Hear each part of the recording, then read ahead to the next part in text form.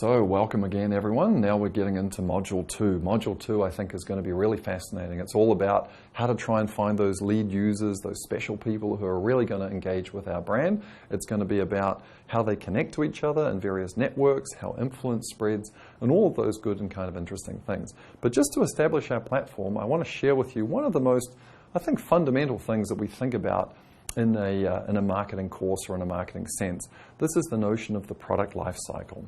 So the product life cycle says that every product goes through at least 4 stages. First of all, the product is introduced, then it goes into a growth phase, then it matures, and then eventually the product declines. And of course, at the very beginning, there has to be some research and development done to bring the product to life. So as you can see on the screen, the sales kind of take off, peak, and then they peter out at the end.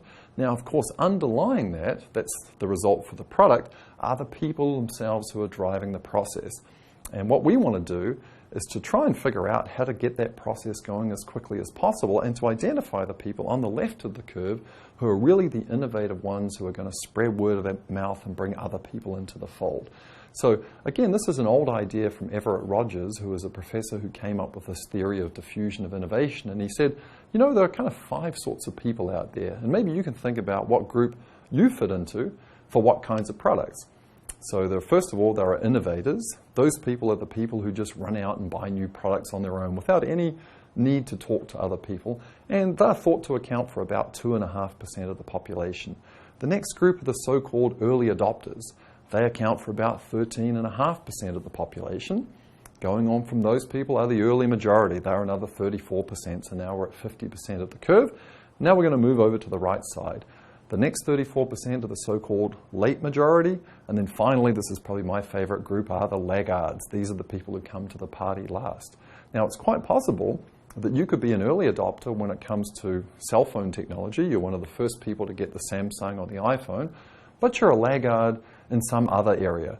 You're a laggard when it comes to televisions. You don't really care about having the latest TV.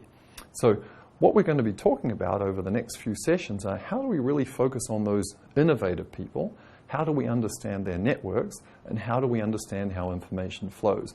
This is also a very foundational concept for pod number 3 or week 3, because when we think about doing advertising or setting prices or sending products through a channel, in many ways we need to think about the stage of development that the product is in. So we may price differently at the beginning of the product life cycle compared to the end. We may use different kinds of advertising messages, and certainly we will have different sorts of distribution channels for the product. So again, this is a good one to internalize. It's somewhat controversial sometimes, but I think it's still a great way to get our minds around how products pick up, take off, and eventually go into decline.